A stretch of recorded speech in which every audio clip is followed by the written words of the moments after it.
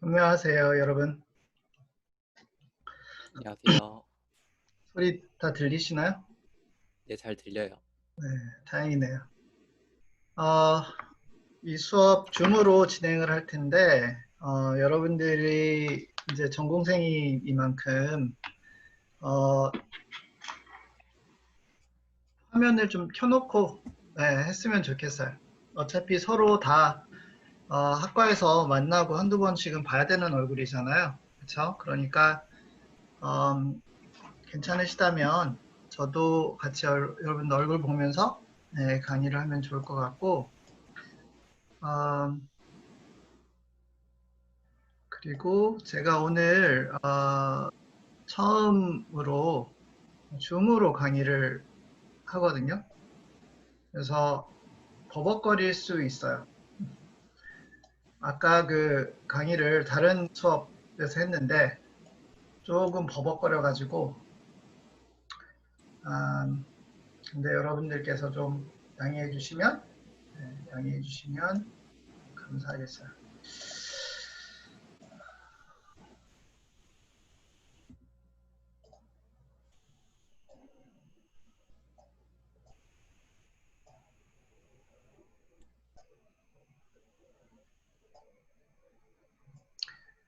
어, 아직 55분이니까 조금 여유를 갖고 진행을 해도 될 것 같아요. 친구들이 다 아직 안 들어왔으니까. 어, 이거 줌은 저는 이제 그 전에 강의할 때 유튜브로 강의를 했었거든요. 그래가지고 유튜브로 하면은 얼굴을 안 보여주잖아요. 저만 빼고 채팅할 때도 그냥 얼굴 안 보고 이렇게 채팅을 하고 그랬는데, 음, 이렇게 그 다른 교양 수업에서는 어, 그냥 채팅만 해요. 이렇게 얼굴 안 보고. 근데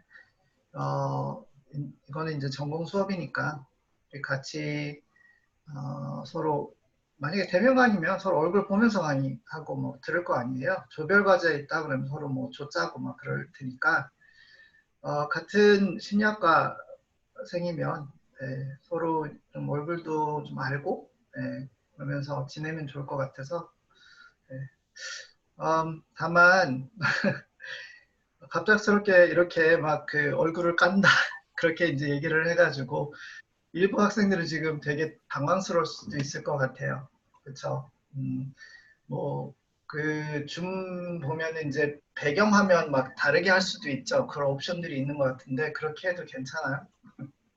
괜찮고 여러분들이 지금 어디서 지금 강의를 듣고 있는지 그리고 또 강의를 잘 듣고 있는지 음, 사실 그게 되게 중요하니까 음, 네, 그 화면 다들 켜주시기 바라고요.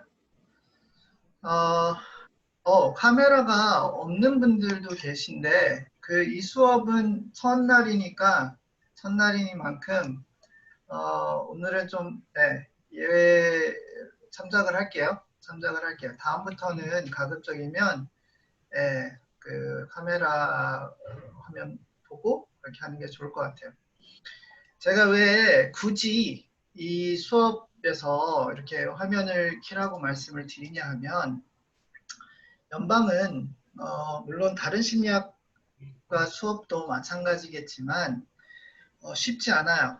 쉽지 않아서 그 필수 과목이기도 하고 그리고 또 특히 어, 대학원에 들어가려면 사실 대학원을 생각하고 있다 그러면 이 연방을 필수적으로 들어야 되는 그런 상황이기도 해요. 그래서 내용이 쉽지 않는 만큼 여러분들이 집중해서 또 들어야 되시는 부분도 있고 다 PPT 그 보고 계시죠? 갖고 계시죠? 그렇죠? 네, 제가 이클에 그 PDF 파일을 올렸으니까 그거 보시면서 프린트 해가지고 같이 쓰시면서 하시는 게 더 좋을 수도 있어요. 네, 그 내용이 확확 지나갈 수도 있으니까. 그리고 어쨌든 간에 지금 59분이고 음, 여러분 일단 반가워요. 반갑고요. 저는 황석현이고 우리 심리학과에서는 이제 세부 전공으로 신경심리를 맡고 있는데 많은 학생들이 교수님은 건강 가르치지 않는다? 건강심리도 가르치고 또 중독심리, 이번 학기 중독심리도 가르치는데 중독심리 하시는 건 아닐까 그렇게 생각할 수 있는데 사실 제 세부 전공은 신경심리고 뇌를 공부해요. 뇌에 대해서 연구를 하고 다만 여러분들이 생각하는 그런 뇌 영상 기법을 사용한다거나 뭐 EEG를 활용한다거나 그것보다도 조금 더 소프트한 그러니까 신경인지 검사를 활용한다거나 그리고 또 주제도 중독이나 건강 그리고 또 정신병리, 정서 그런 쪽을 연구를 합니다. 심리학과에 온 지는 이제 6년이 됐고요. 이제 7년 차가 되고 그동안 그 많은 친구들 1학년들이 이렇게 새록새록 자라면서 졸업하는 모습도 좀 몇 번 봤고 또 여러분들 중에 일부는 아마 졸업을 앞두고 있을 거예요. 그런데 졸업을 앞두고 있으면 이 과목 필수적으로 그 F는 면하셔야 되고요. 그렇죠? 그것뿐만이 아니라 대학원 준비를 하고 계신 분들은 제 수업을 잘 들으면 대학원 그 입시 그 시험이 있잖아요. 그 면접 시험이 있어요. 거기에 들어가는 내용이 항상 통계 또는 연구 방법이에요. 그래서 제가 그 심사위원으로 들어간 그런 이제 시험에서는 이 우리 연방에서 그 다 다룬 내용을 주로 다른 교수님들이 질문을 했어요. 그러니까 혹시 그 대학원을 특히 심리학 대학원을 생각하고 있다 그러면 이론 부분을 잘 공부를 하시고 특히 아주 기본이 되는 기초가 되는 그런 통계 부분을 잘 숙지하시면 좋을 것 같아요. 그리고 제 연구실은 사회대 258호예요. 지금 여러분들이 지금 어디 있는지는 잘 모르겠지만 아마 뭐 기사 몇 분 기사에 계시고 몇 분은 자취하시는 것 같고 집에 계시는 것 같은데 지금 사회대는 뭐 아실지 모르겠지만 거의 봉쇄 수준입니다. 그래서 들어오시려면 발열 체크 확인하고 막 그 뭐 인적사항 쓰고 들어와야 되는데 하여튼 저는 지금 연구실에 와 있고요. 사회대 258호고 혹시 이제 여러분들 진로에 대해서 고민하신다거나 아니면 뭐 다른 질문이 있으시면 이 글 통해서 저한테 쪽지를 보내주시면 제가 또 시간을 만들어서 시간 내서 또 여러분들하고 개인적인 그런 만남을 갖도록 하겠습니다. 강의 시간은 월요일, 수요일 3시부터 5시인데 교수님 오늘 강의 하나요? 네, 오늘부터 강의를 합니다. 오늘부터 강의를 하고 그리고 2시간 꽉꽉 채웁니다. 미리 말씀드리는 거예요.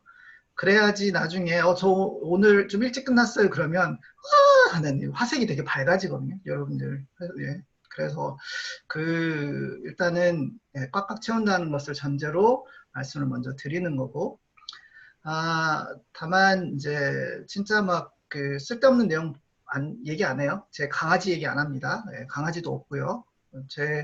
그러니까 제가 지금 강의하는 내용들은 되게 필수적인 내용들, 핵심적인 내용들을 주로 다루니까 잘 집중해서 들으시는 게 중요할 것 같아요. 제 이메일 주소가 여기 오른쪽 하단에 있죠. 한사마한메일.net. 뭐 개인적으로 뭐 연락을 하고 싶은 분들은 이 이메일 통해서 연락하셔도 되고 학교 이메일은 거의 안 씁니다. 참고로요. 학교 이메일을 안 쓰니까 이 이메일 주소를 활용하시든지 아니면은 쪽지, 이 글 쪽지를 활용해 주시면 좋을 것 같아요.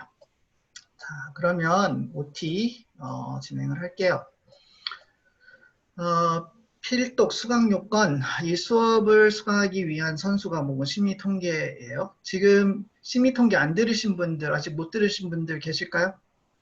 거의 다 들으셨죠? 네, 양동욱 교수님께서 상당히 잘 가르치는 걸로 알고 있는데 선수 과목 심리통계입니다. 왜 그게 필요하느냐? 용어도 사실 여러분들이 꼭 필요한 부분이에요. 용어를 저희가 가까이 용어를 하나하나씩 다 설명하고 뭐 그렇게 하기에는 또 개념을 설명하기에는 너무 시간이 없어요. 그러니까 심의 통계 정도를 들어야지 표준 편차, 뭐 영어로는 SD, 그건 너무 잘 알잖아요. T 검증 그런 것들을 좀 기본적으로 아셔야지 말이 좀 통하고 좀 강의가 좀 수월할 거고요. 또 하나는 이제 수업 실습, 과제 그리고 또 시험을 위해서는 SPSS가 깔려 있는 개인 노트북이 필수적이에요. 그러니까 여러분들이 대면 강의를 하게 되면 노트북을 갖고 와야 되는데 사실 집에는 이제 PC를 주로 사용하시잖아요. 그래서 이 SPSS를 그러면 없는데 어떻게 해야 되느냐? 어둠의 경로가 다들 있죠. 그래서 나중에 이것에 대해서 제가 여러분들에게 좀 안내를 해드릴게요. 네. 그래서 SPSS를 지금 당장 쓸 거는 아닙니다. 지금 당장 쓸 건 아니고 제가 원래는 이 강의를 이론 그런 다음에 실습 이렇게 번갈아 가면서 강의를 작년에는 했어요. 그러니까 이론 얘기를 하고 거기에 맞는 실습 노트북을 그래서 이제 격주로 갖고 왔거든요. 그런데 지금 대면 강의가 아니라 이 온라인 강의이기 때문에 이걸 다 바꿨어요. 포맷을. 그래서 11월까지는 비대면, 그러니까 온라인 생방 뭐 이렇게 화상 강의로 하고 그런 다음에 11월 이후부터는 이렇게 이제 집합 강의를 하려고 이제 계획을 하고 그 계획서에 강의 계획서에 이렇게 올렸는데 지금 상황이 이제 어떻게 될지 모르잖아요. 그렇죠? 그렇기 때문에 그 부분에 대해서는 조금 더 지켜봐야 될 것 같아요. 그래서 아마 10월 한 중순쯤에 제가 여러분들한테 실습을 위해서 집합 강의를 할 것입니다. 또는 아직은 좀 집합 강의하기에는 좀 힘든 것 같아요. 그래서 화상 강의로 이렇게 하겠습니다. 제가 알려드릴 테니까 그때 뭐 노트북이 필요하거나 그러면 준비하시면 될 것 같고요. 수업 유형은 강의 실습 토의입니다. 그리고 수업 목표는 심리학의 연구를 수행하기 위해 필요한 기본 개념, 설계 및 절차, 결과 분석, 그리고 해석, 그 결과에 대해서 보고하는 방법들을 포괄적으로 배우게 됩니다. 그리고 이 강의는 크게 이론과 실습 부분으로 나뉘는데 이론은 연구에 대한 이해, 연구 주제 및 연구 대상 설정, 측정, 검사, 연구 방법, 통계와 자료 분석, 그리고 연구 보고서 작성, 그리고 평가에 대해서 다루게 되고요. 실습은 이와 같은 주제로 강의가 진행됨에 따라서 뭐 벌써 다 진행이 된 다음에 사실 SPSS하고 엑셀, 기본적으로 엑셀에서 하는 그런 그 프로그램, 통계 방법이 있어요. 그거를 먼저 가르쳐 드리고 그런 다음에 SPSS로 넘어갈 겁니다. 나중에 설명하겠지만 왜 SPSS와 엑셀을 따로 하느냐? 엑셀은 이 스프레드시트 개념이에요. 그래서 여러분들 회계사 하시는 분들이 엑셀을 참 잘 다뤄요. 네, 많은 숫자들을 잘 다루고 또 그 엑셀의 특징상 많은 숫자들을 한꺼번에 다룰 수 있기 때문에 우리가 심리 연구를 할 때 많은 자료를 한꺼번에 소위 말하는 전처리를 해야 될 필요가 있을 때는 엑셀이 SPSS보다 훨씬 더 좋습니다. 왜 그러냐면 SPSS는 이런 스프레드시트, 소위 말하는 이제 회계 또는 숫자를 처리하는 그 프로그램이 아니라 통계를 돌리는, 통계 분석을 진행하는 그런 프로그램이기 때문에 이 다룰 수 있는 숫자의 수나 폭도 상당히 엑셀에 비해서는 좁고요. 그리고 그만큼의 많은 숫자를 한꺼번에 다루게 되면 실수를 많이 할 수 있고 여러분들이 이제 수기적으로 실수를 할 수 있고 그것뿐만 아니라 SPSS 그 처리가 느려져서 엑셀을 먼저 다루고 엑셀로 전 처리하는 과정을 먼저 다루고 그런 다음에 SPSS를 할 것입니다. 참고로 이 수업을 다 들으신 다음에 여러분들 사조사 있죠? 사회조사 분석사 그것을 준비하셔도 돼요. 사조사를 여러 학생들이 이 수업을 들은 다음에 사조사 그 자격증을 땄거든요. 실제로 지금 준비하고 있는 친구들도 있고 또 딴 친구들도 많아요. 열었대요. 이 수업을 들으면 그리고 실습을 하게 되면 사조사 준비는 진짜 쉽습니다. 쉬워집니다. 네. 거의 뭐 그 한 달, 뭐 2주 정도만 준비를 해도 뭐 뭐죠? 그 필기, 네, 필기 쉽게 할 수 있고 또 실기도 여기서 다루는 내용보다 훨씬 더 쉽거든요. 우리가 하려고 하는 통계 그 분석보다 사조사에서 제시되는 분석이 훨씬 더 쉬워요. 그러니까 좀 뜻이 있는 분들, 욕심이 있으신 분들은 이 수업을 들으면서 사조사도 준비하시면 좋을 것 같습니다.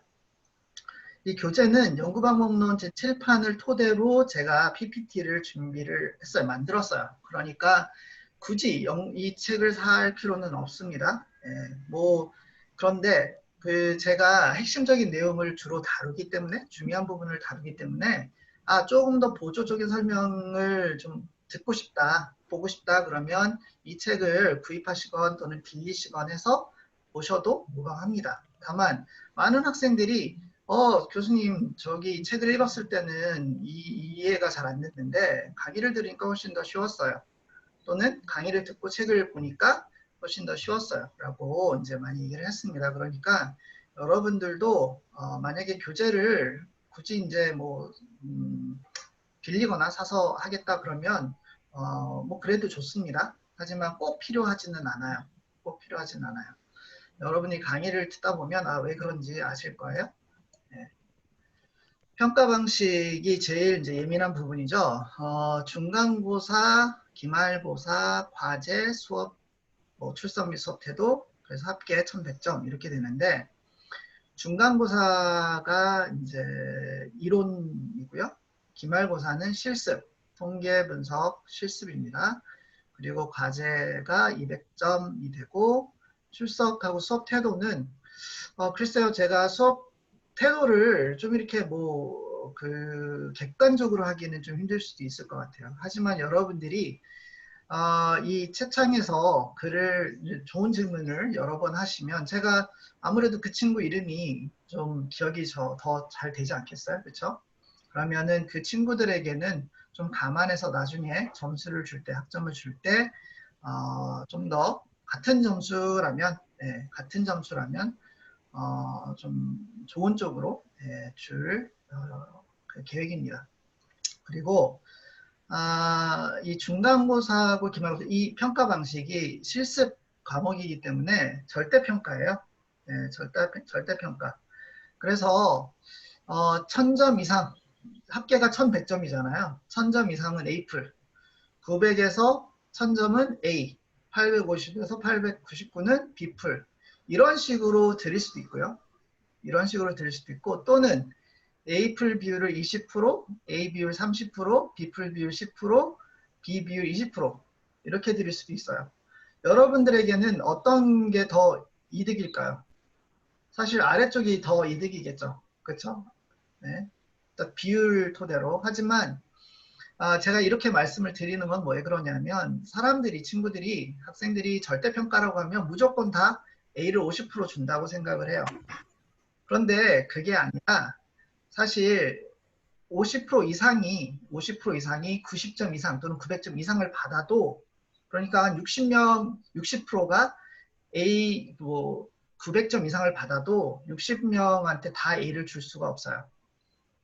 네? 그게 이제 절대평가의 맹점이에요. 사실 왜 그러냐면 학교에서는 A 비율이 정해져 있기 때문에 그렇거든요. 그래서 저는 어떻게 할 것이냐면 여러분들 이제 위에 있는 기준보다는 아래 A풀 비율을 20%, A 비율을 30% 이런 식으로 잡아서 최대한 많이 그 A를 드리려고 할 테니까 여러분들도 열심히 노력을 하시면 좋을 것 같습니다. 여기 보면은 여기 뭐 중간고사 250원, 기말고사 350원인데 이렇게 안 해요. 이거는 제가 오타입니다. 실수고요. 네. 이렇게 안 할 거고 중간고사 350, 기말고사 350 이렇게 될 거고요. 그리고 중간고사하고 기말고사 둘 다 1시간 시험이에요. 1시간. 어떤 식으로 이제 시험을 칠 거냐면 온라인으로 시험을 치는데요. 온라인으로. 소크라티브라는 사이트가 있어요. 소크라티브의 사이트가 있는데 그 사이트에 들어가면 자기 이름을 기입하고 이제 문제가 나오는데 이 문제의 순서가 다 학생들마다 다 이제 뒤죽박죽 돼서 나와요. 네. 그리고 1시간 시험이니까 여러분들이 오픈북이지만 1시간 좀 이제 촉박하게 한 뭐 60문제에서 70문제 정도를 드릴 거예요. 그러니까 가장 이제 잘하려면 대부분의 문제에 대한 답을 머릿속에서 알고 있어야 되겠죠? 그렇죠? 왜 그렇게 하느냐? 혹시라도 여러분들이 그 모여서 또는 뭐 같은 공간에 모여서 시험을 같이 치게 되면 이런 식으로 이제 시험을 치게 되면 서로 디스커션 할 수 있는 시간이 부족하게 되죠. 그렇죠? 그래서 그런 부분을 좀 피하는 부분도 있고 제가 이렇게 시험을 해보니까 변별력이 상당히 높아요. 무슨 얘기냐면 미리 열심히 공부한 친구들은 문제없이 시간을 뭐 촉박하지 않게 잘 끝내고 그렇지 않은 친구들은 아무래도 좀 시간 배분을 잘 못해가지고 나중에는 빨리빨리 이제 하다가 실수를 많이 하는 경우가 많거든요. 그러니까 중간고사는 그렇게 이제 진행을 할 거고 기말고사는 마찬가지로 온라인으로 할 가능성이 높겠죠. 만약에 대면 강의가 안 된다면 그거는 그 마찬가지로 이제 제가 실습과 관련된 파일을 여러분들에게 전송을 하고 또는 오픈을 하고 이클을 통해서 오픈을 한다거나 그러면 여러분들은 1시간 이내에 그 문제를 SPSS를 돌려서 또는 엑셀을 돌려서 푸는 것으로 그렇게 진행이 될 겁니다. 시간이 1시간이면 약간 좀 부족할 수도 있어요. 부족할 수도 있는데 그래서 시간은 지금은 잠정적으로는 1시간으로 얘기했지만 조금 더 늘릴 수도 있고요. 다만 중간고사, 기말고사를 치기 전에 모의 시험을 한번 칩니다. 그래서 여러분들이 얼마나 이 시험에 잘 준비가 됐는지를 점검할 수 있도록 한 번 정도는 이런 모의 시험을 칠 것이다. 그래서 문제를 한번 같이 풀어보는 그런 시간을 가질 거니까 지금부터 너무 걱정할 필요는 없을 겁니다.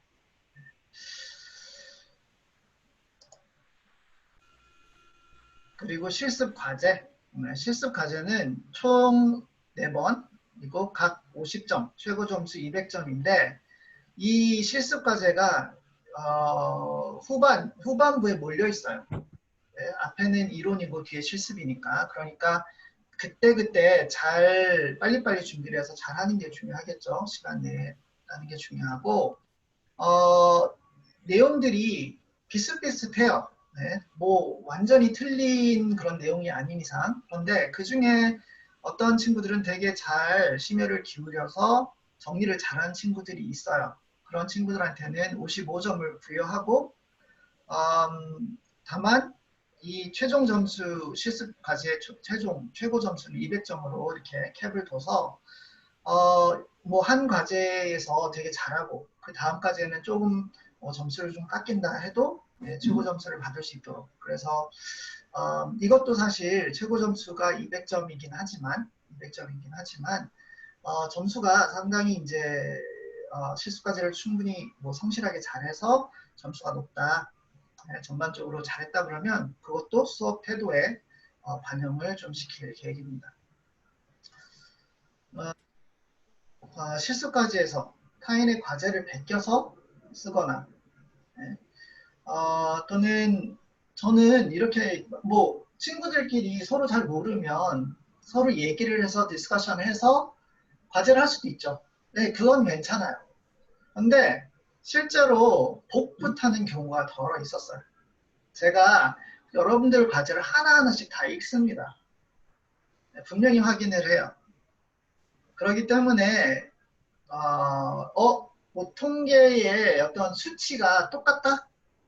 네, 똑같다? 그리고 제시되는 어떤 방식이나 뭐 어떤 뭐 문장의 구조나 그런 것들이 똑같다 그러면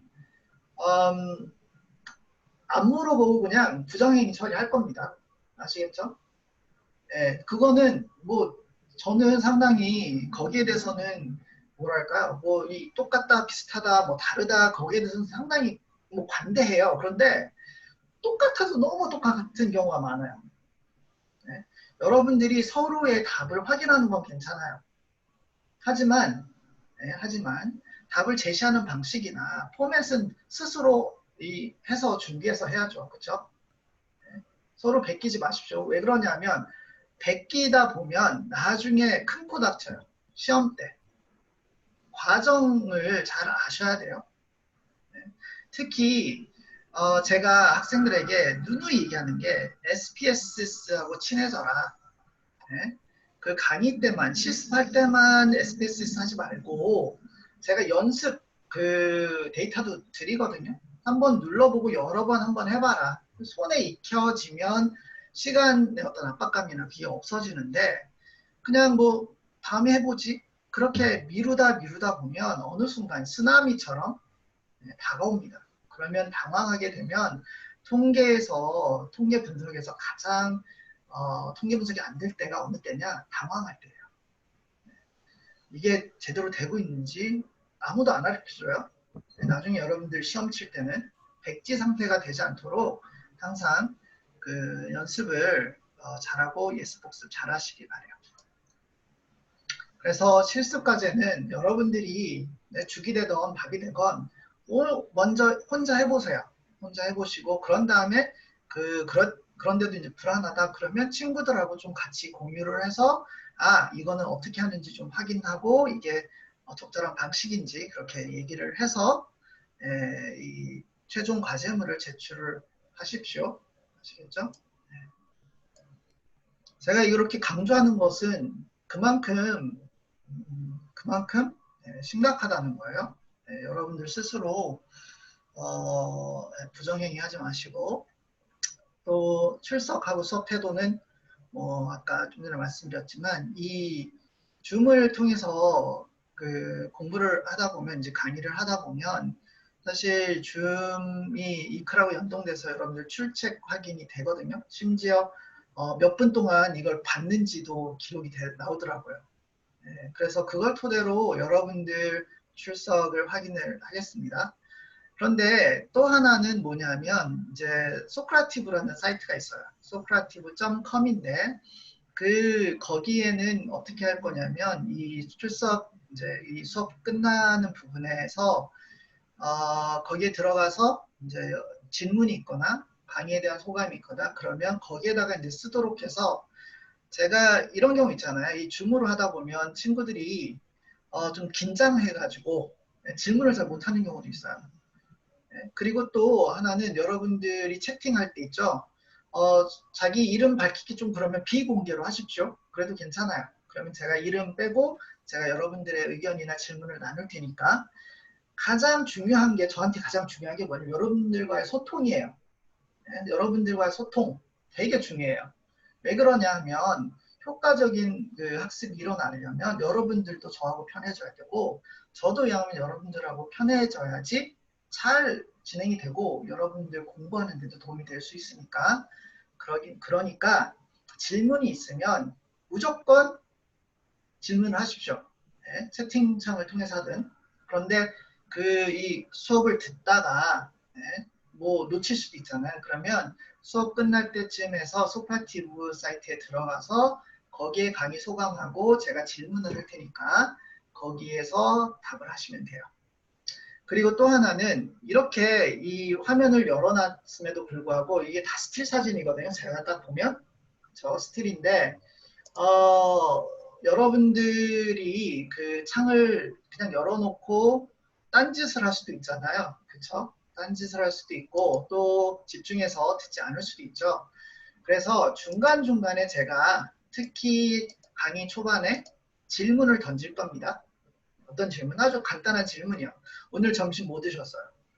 그러면 이 소크라티브에 들어가셔가지고 거기에 보면 이제 첫 번째 질문에 대한 답은 그렇게 써 있을 거예요. 그러면 여러분들이 첫 번째 그 질문에 대한 답을 거기다 기입을 하시면 이 친구가 들어와서 강의 내용을 집중해서 잘 들었구나 그게 확인이 되니까 그런 식으로 또한 출첵을 확인을 하겠습니다.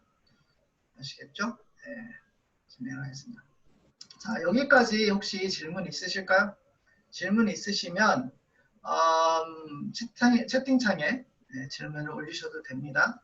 제가 한 20초 정도 드릴 테니까 혹시 질문 있으시면 채팅창에 올려주시기 바래요.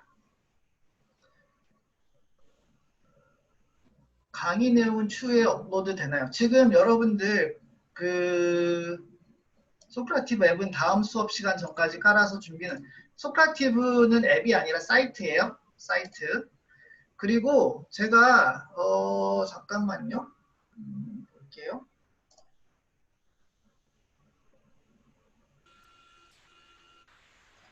연방에 들어가면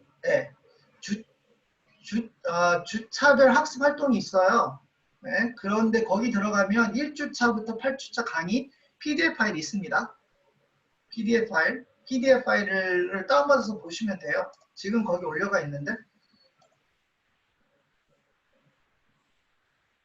여기 있네요. 저 있는 그대로 있어요. 그래서 강의 내용 추후에 업로드 되느냐, 지금 이 강의 내용에 대해서 말씀을 하시는 것 같은데, 제가 그 유튜브 사이트가 쌤쌤 스튜디오가 있어요. 거기에다가 아마 이 녹음된 것을 올릴 계획이에요. 그래서 혹시 더 공부를 더 하고 싶다, 그런 분들은 다시 보기를 하시면 될 거예요. 그래서 그 오늘 강의 내용은 아마 내일이나 내일 모레 그렇게 올릴 계획이고요. 그리고 소크라티브는 좀 전에 말씀드렸듯이 앱이 아니라 사이트예요. 그럼 사이트에 그냥 들어가서 답하시면 됩니다. 그것에 대한 안내는 제가 좀 이따가 할게요. 휴대폰으로 줌 이용해서 수업 듣는 경우 소크라티브 어떻게 이용하나? 사이트니까 그냥 소크라티브 들어가셔가지고 답하시면 돼요. 상당히 뭐 어렵지는 않습니다. 그러니까 지금 처음 소크라티브 사용하시는 분들은 좀 낯설 수도 있는데 별로 어렵지는 않아요. 수업 중 질문은 강의 끝나고 마지막에 소크라티브로 답을 하는 건가요? 제가 수업 중에 질문을 던질 거예요. 이 첫 번째 질문은 소크라티브 첫 번째 질문이 이겁니다. 라고 하면 여러분들은 그거를 어디 뭐 써놓으세요. 답을 써놓든지 질문을 써놓든지. 그런 다음에 이제 끝날 때 그 소크라티브 들어가셔가지고 거기에다가 이제 답을 쓰시면 됩니다.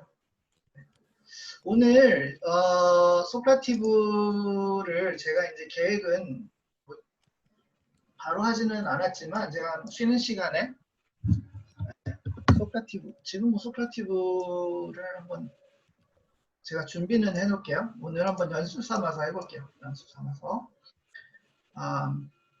근데 지금 여러분들은 그 들어가봤자 도움이 안 돼요. 여러분들한테는. 왜 그러냐면 제가 이 소크라티브를 뭐랄까요, 세팅을 해야 돼요. 세팅을 하고 그런 다음에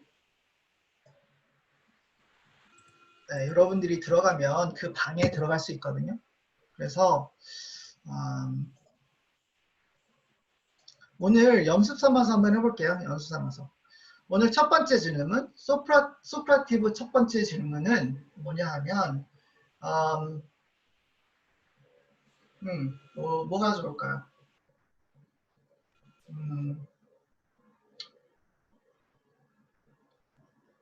갑자기 생각이 안 나네. 뭐가 좋을까?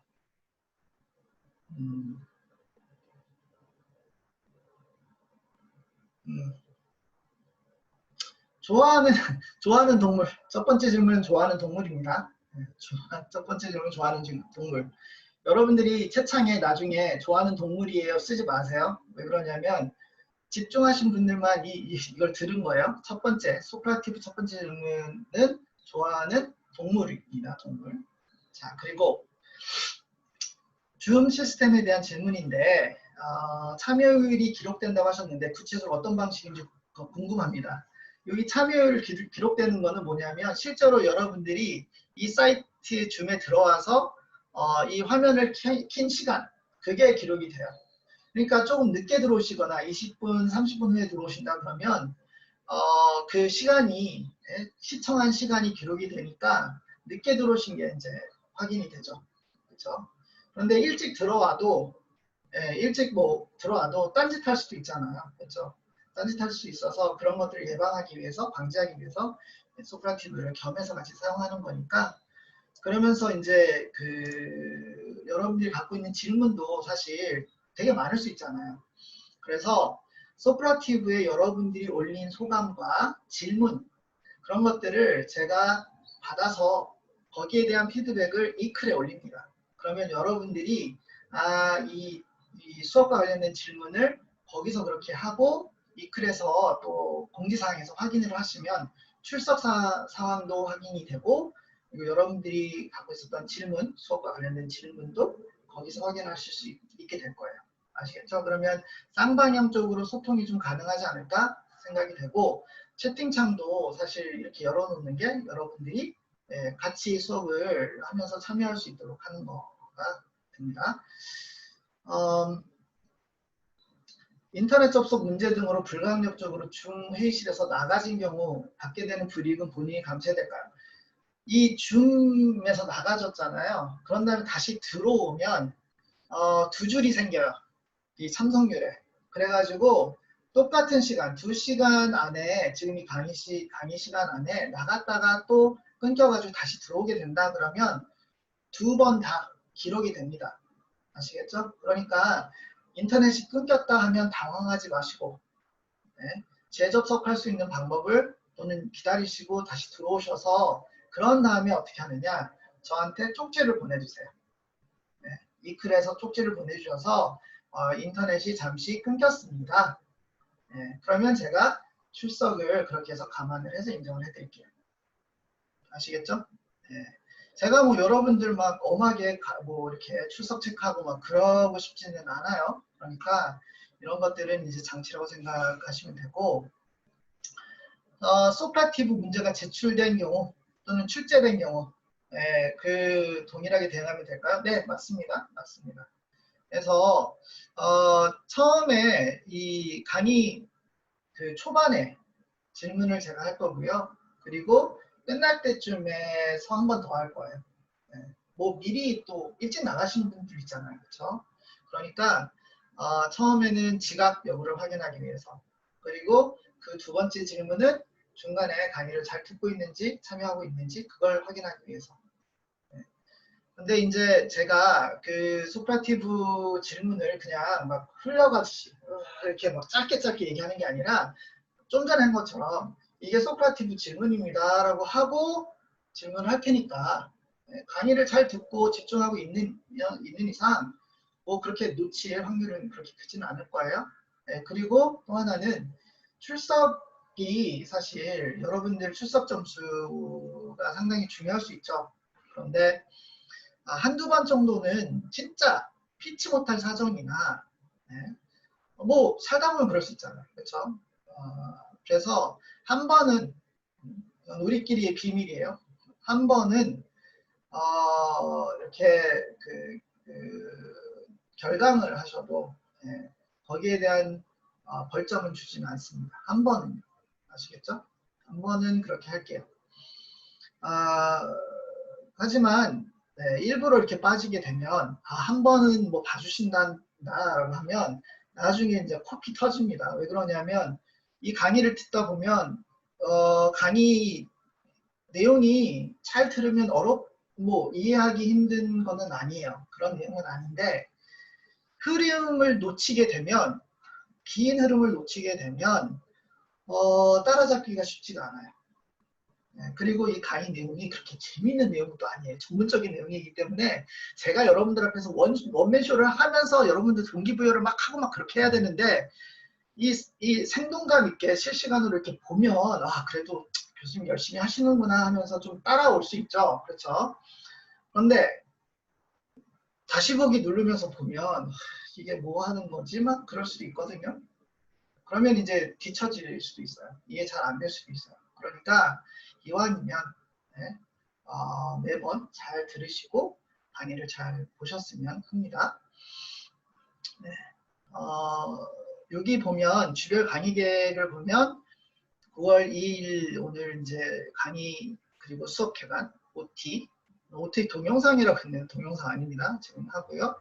그런 다음에 쭉 보면은 2장, 3장, 4장, 5장, 6장, 그리고 14장으로 확 넘어간 다음에 7장, 8장, 9장, 10장, 11장 이렇게 돼요.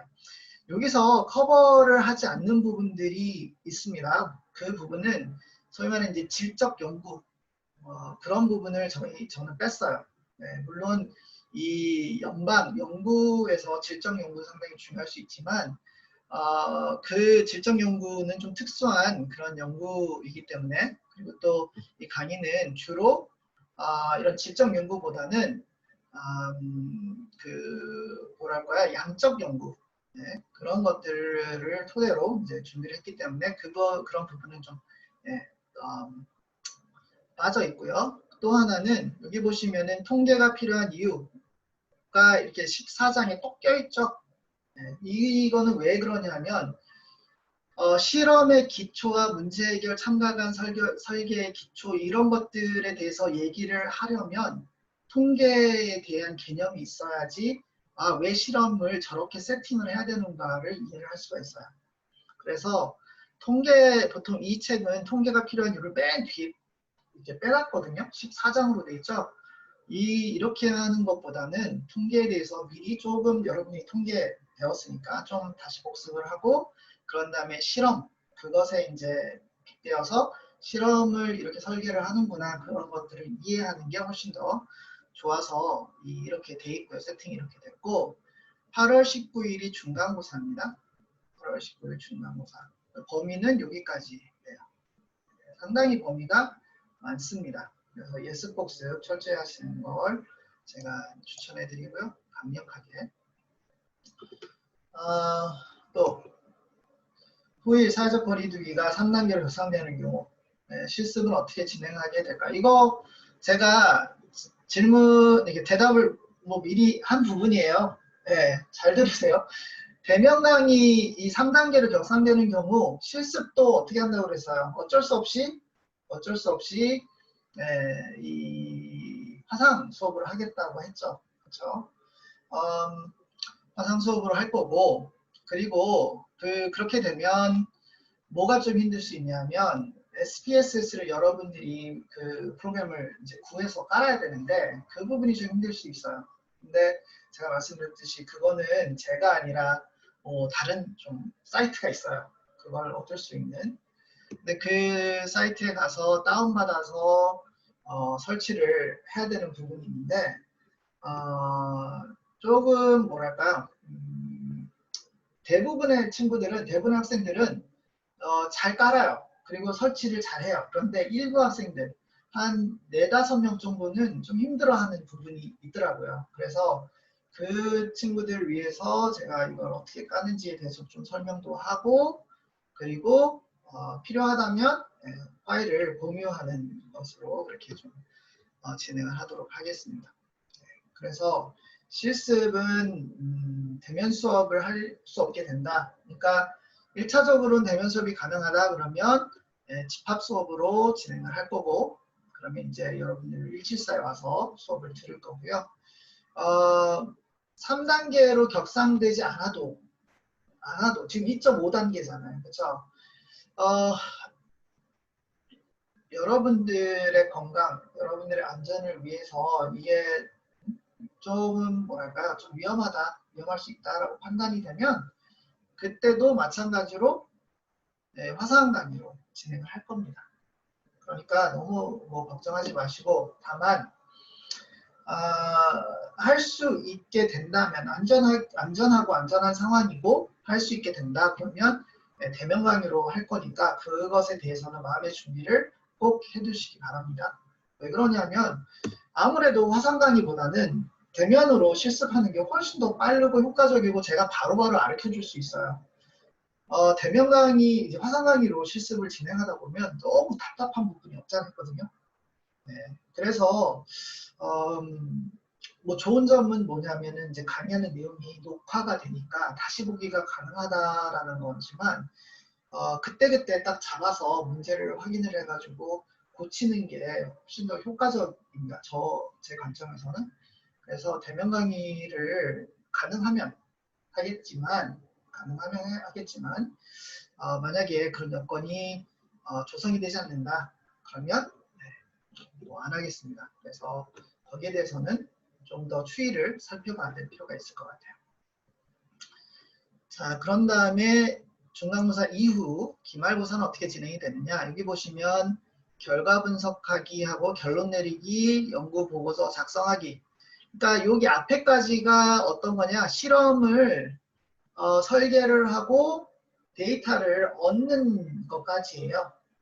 그리고 중간고사 이후에는 데이터를 받은 이제 이 분석을 한 다음에 그 분석 그 결과를 어떻게 분석하고 어떻게 결론을 내리는가 그리고 어떻게 연구 보고서를 작성하는가까지입니다. 그러면 이걸 다 본 다음에 15장, 16장까지 다 본 다음에 여러분들이 이제 이 실습을 하면서 구글 서베이 온라인 설문지도 만들고 엑셀에서 기술 통계나 상가 분석하는 것도 배우고 이것들을 이제 실습하면서 앞에서 결과 분석하고 이제 결론 내리기를 강의를 들었으니까 그것을 토대로 분석을 하고 결론을 내리는 그런 것들이 이제 실습의 내용에 포함이 되는 거죠. 그래서 구글 서베이로 온라인 설문지 만드는 거 요즘에는 이 페이퍼 베이스 그러니까 종이로 서면으로 대부분 하지 않아요. ARS도 잘 안 해요. 소위 말하는 이제 패널 조사나 그런 것들 다 온라인 서베이로 합니다. 그래서 구글 서베이로 온라인 설문지를 어떻게 만드는가 그걸 시작해서 엑셀을 어떻게 사용하는가 SPSS를 어떻게 사용하는가 그렇게 해서 기술 통계하고 상관 분석 그리고 회귀 분석까지 하고 그런 다음에 이제 SPSS에서 비모스 검증하고 자료 입력 분석을 해요. 그게 이제 첫 번째 파트예요. 실습의 첫 번째 파트. 그리고 23일에는 엑셀 그리고 SPSS 기술 통계를 다시 복습을 합니다. 이렇게 쭉 하다 보면 여러분들 분명히 놓치는 부분도 있을 거고 잘 못 따라오신 분도 있을 테니까 이렇게 이제 기술 통계를 복습을 하고 여기서 뭐 몇 가지 질문, 뭐 시험에 나올 만한 그런 질문들, 문제를 좀 풀어보면서 이 복습을 할 거고요. 그런 다음에 이제 그 다음에 아노바가 들어갑니다. 아노바. 그래서 소위 말하는 이제 변량 분석이죠. 참가자 간 자료 및 분석, 참가자의 자료 및 분석. 소위 말하는 이제 원웨이 아노바, 투웨이 아노바, 그리고 반복 측정 아노바 이렇게 진행이 될 거예요. 여기서 조금 더 나가자면 소위 말하는 혼합 설계라는 걸 해요. 그런데 혼합 설계까지 하면 그건 이제 대학원 통계 수준 기초 부분에 해당하는 부분이기 때문에 거기까지는 잠깐 이제 언급만 하고 설명만 하고 거기까지는 들어가지는 않을 겁니다. 그러니까 이 수업을 들으면 적어도 기술 통계를 하고 또 상관 분석, 회귀 분석 이거는 여러분들 통계 때 다 들어보셨죠? 그쵸? 기억나세요? 새록새록 기억이 나야 되는데 지금 여러분들 학번 보니까 19학번들 있고 14학번, 16학번들이 있네요. 그쵸? 그러니까 지금 2학년들은 통계에 대해서 제가 이렇게 회귀 분석, 상관 분석, 기술 통계라고 얘기하면 낯설지 않아야 돼요. 그렇죠? 근데 이제 조금 이제 복학생들 또는 뭐 어쨌든 간에 휴학하다가 다시 온 친구들 같은 경우에는 이런 내용들이 조금 뭐랄까요? 뭐 생소하지는 않겠지만 다시 복습을 해야 될 필요가 있을 수 있죠. 그래서 그런 것들을 이제 다루고 이 정도 하면은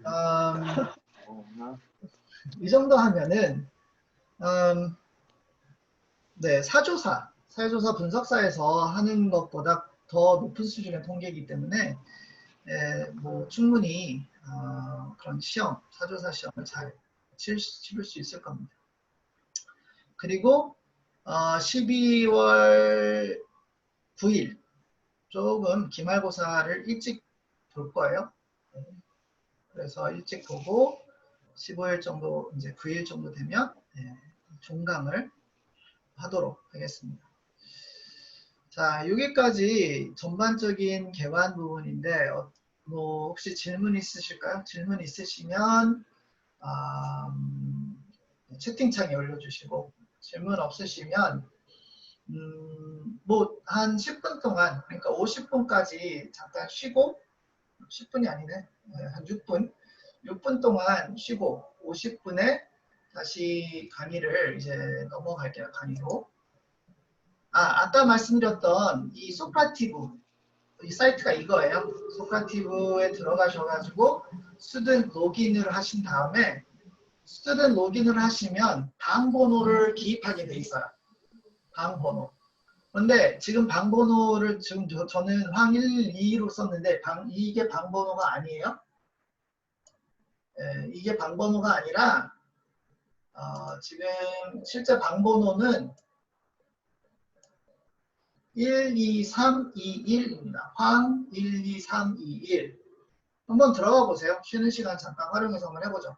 socrative.com에 들어가시면 teacher, student 로gin이 있어요. 그럼 거기 들어가시면 방 번호를 기입하셔야 되는데 황 12321, 112가 아니라 12321, 12321로 입력을 하시면 여러분들 이름만 기입하셔도 돼요. 학번 쓰지 마십시오. 제가 보니까 동명이인은 없는 것 같고 이름 쓰시면 이름 쓰시고 여기 보면 이제 강의 소감, 질문, 그리고 첫 번째 질문에 대한 답은, 두 번째 질문에 대한 답은 이렇게 써 있을 거예요.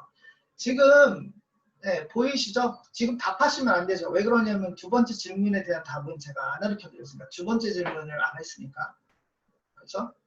그러니까 이게 그 질문이 딱 뜬다 라고 하시면 이제 제대로 잘 들어갔구나 그걸 아신 거죠.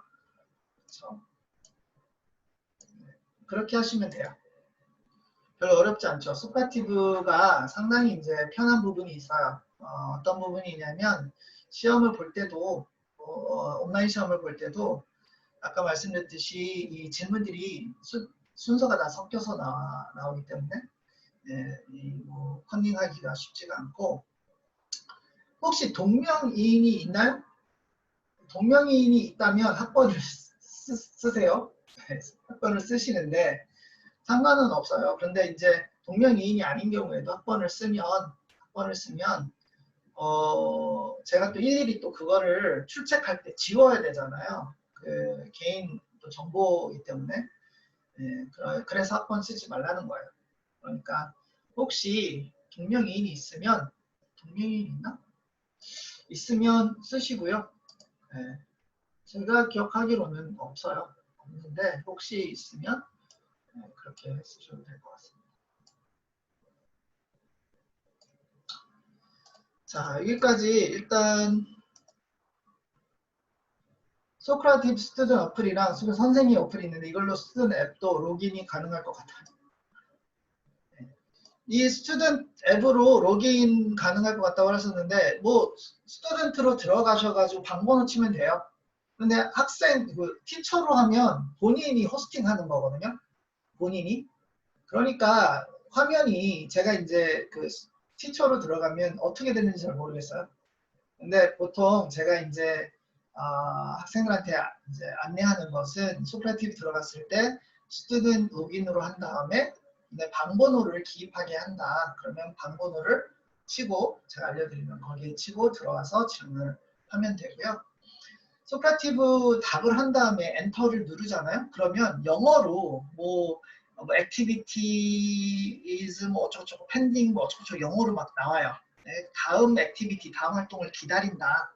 그런데 다음 활동은 사실 없어요. 그러니까 그 내용을 기입하고 그 다음에 그 화면이 뜨면 이게 잘 입력이 됐구나 하고 나가시면 돼요. 아시겠죠? 그거 설명하느라 벌써 뭐 쉬는 시간이 다 가서 이렇게 할게요. 3시 깔끔하게 4시까지 좀 쉽시다. 그리고 혹시 지금까지 이 절차에 대해서 또는 수업 내용에 대해서 궁금했던 게 있으시면 채창에 올리는 것으로 그리고 우리가 쉬는 시간에 제가 다시 와서 채점 보고 답을 하는 걸로 그렇게 할게요. 그러면 네, 일단 4시까지 쉬고 만나면 4시에 다시 만나요. 네.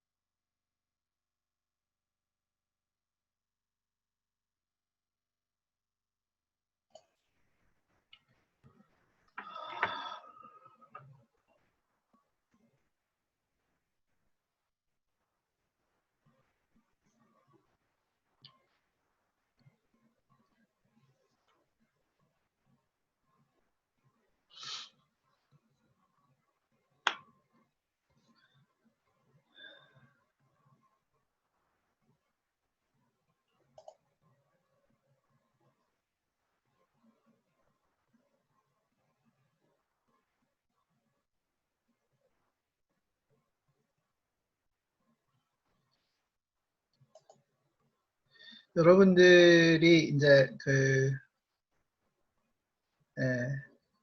교실명 입력해서 로그인할 때 황112라고 기입하면 되나요? 라고 하셨는데 질문하고 서로 이렇게 도와주고 답변하는 거 좋습니다. 그렇게 하십시오. 강의를 하다 보면은 여러분들이 뭐랄까요? 질문하실 수 있잖아요. 그쵸? 질문하실 수 있는데 거기에 대해서 서로 좀 답변해도 돼요. 채창에서. 이렇게. 그게 오히려 좋은 모습인 것 같아요. 제가 보기에는.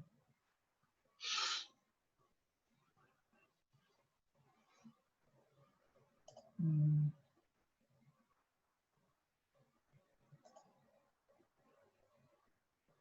음,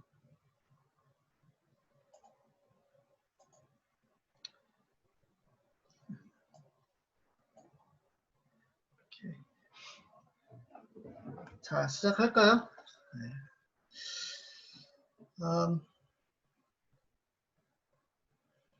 이게 중간중간에 조금 인터넷 연결이 좀 매끄럽지가 않는 부분이 있는 것 같아요. 아까 좀 뭐랄까 렉이 좀 있었던 것 같은데 여러분들 혹시 뭐 어려운 점이 있으면 여기 좀 알려주시고 그리고 좀 공유를 하는 게 좋을 것 같아요. 네. 그러면 시작할게요. 네. 자, 이 수업 시작을 어떻게 시작하느냐, 이 수업을 과학이란 무엇인가에 대한 질문으로부터 시작을 하겠습니다. 과학이란 무엇인가? 영어로는 science죠, science. 우리 심리학은 사회과학의 한 가지죠. 네. 그리고 또 우리가 심리학을 연구하는 심리학이라는 것은 사람의 마음을 어떻게 과학적으로 연구하는 것이다. 과학적으로 접근하는 것이다 라고 익히 들어서 과학이라는 단어가 상당히 친숙하기도 한데요. 네, 친숙하기도 한데 과학이라는 것이 그럼 무엇인가 좀 살펴볼게요. 이 science라는 이 용어는 이 라틴어 scientia라는 그 어원으로부터 나오는 거고요. 이 뜻은 소위 말하는 지식, knowledge, knowing, expertness, 그러니까 전문성 그런 것들을 함유하고 있는 그런 용어가 되겠습니다.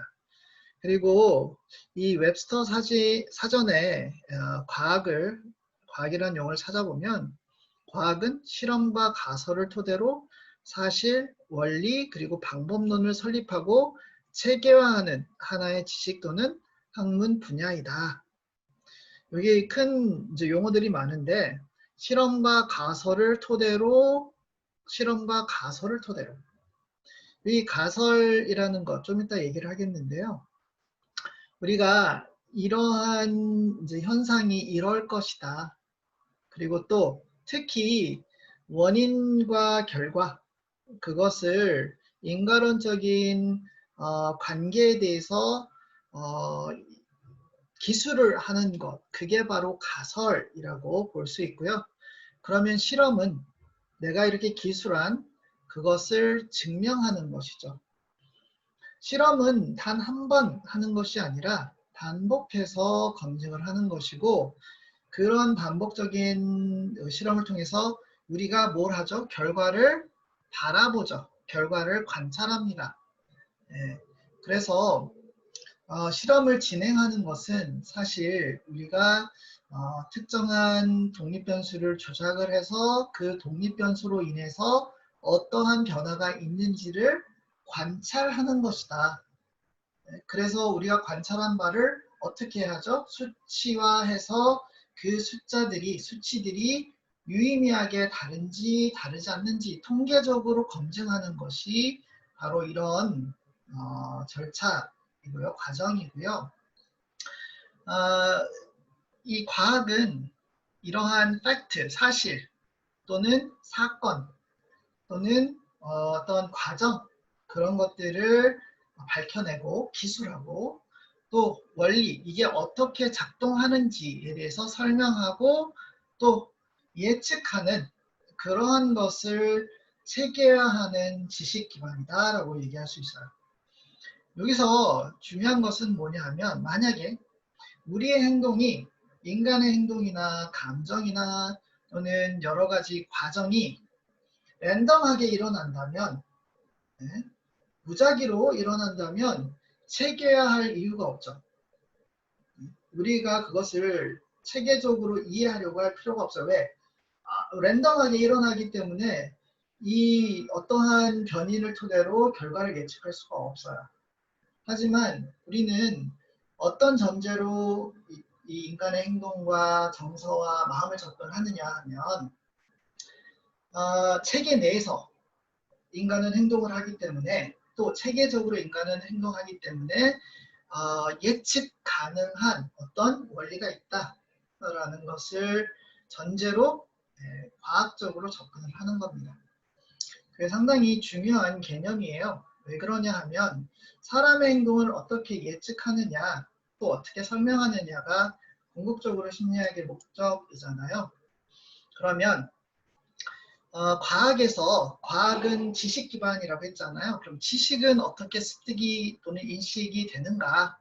거기는 이제 인식론적인 접근을 해야 되는데 좀 전에 제가 벌써 많이 설명을 드렸어요. 이 지식이라는 것은 어떻게 되는가? 눈을 통해서 관찰을 통해서 얻어진다라고 했죠. 이 인식론은 지식을 얻는 과정에 대한 설명인데 두 가지 관점이 있어요. 심리학개론을 여러분들 들었을 때 그냥 가물가물할 거예요. 들었을 때 제일 처음 나오는 인물 중에 하나가 누구였을까요? 소크라테스. 네, 소크라테스와 그의 제자 누구죠? 갑자기 또 생각나요. 플라톤. 네, 소크라테스와 플라톤. 이 사람들이 소위 말하는 rationalist, 이성주의자들이었죠. 그리고 근데 그나마 조금 그 이후에 나온 사람들이 베이컨이나 또는 데카르트 그런 사람들을 소위 말하는 경험주의자라고 했는데 우리가 고대 철학자들을 보면 어떤 사람들은 우리는 태어났을 때부터 이런 기본적인 지식을 갖고 태어난다. 그리고 이 지식을 활용을 하면서 사람들은 더 많은 지식을 습득을 한다. 그렇게 얘기를 하죠. 그래서 이제 플라톤 같은 경우에는 숙고와 내성을 통해서 이 진실이라는 것을 사람들은 이제 깨닫게 되고 지식을 함양한다라고 한다면 베이컨 같은 경우 또 데카르트 같은 경우 우리의 소위 말하는 이성 또는 직관은 상당히 틀릴 수 있다. 네? 틀릴 수 있다. 그래서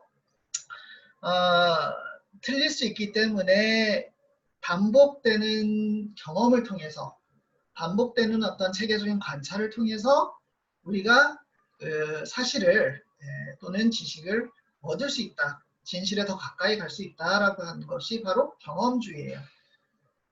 여기서 경험주의라는 것은 empiricism이에요. empiricism인데 그리스어로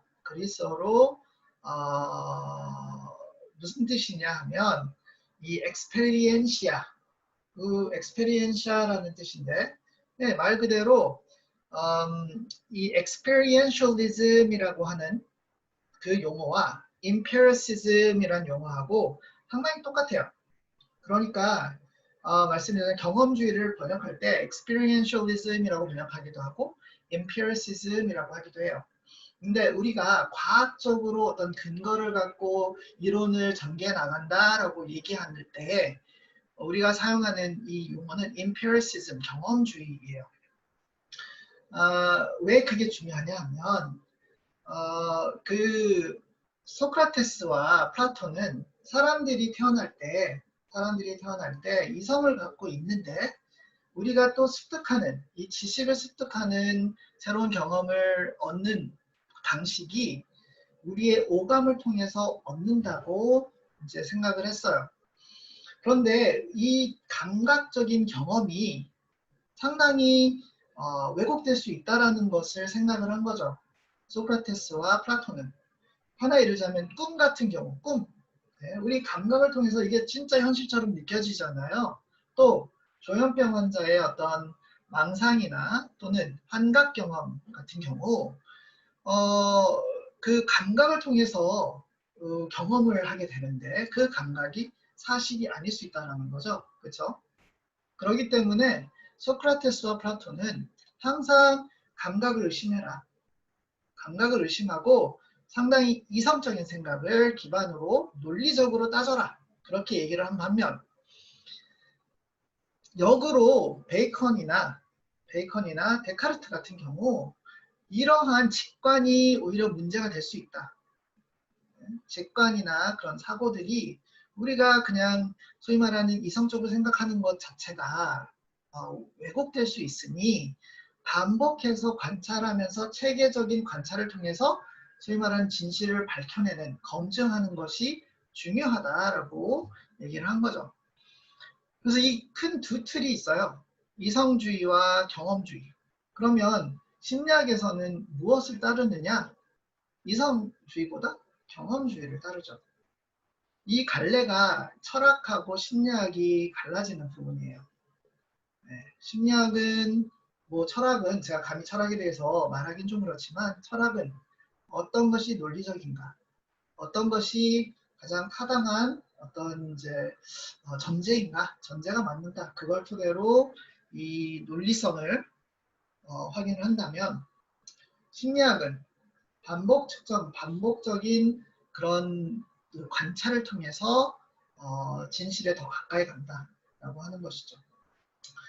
교수님, 데카르트는 합리론자라고 알고 있는데 잘못 말씀하신 게 아니라 합리론자라고 할 수도 있는데 사실 데카르트는 극단적인 어떤 이성, 그 논리를 통해서 얘기를 하기도 했어요. 하지만 그 데카르트와 베이컨 그 사람들이 했던 그런 연구들을 보면 단순히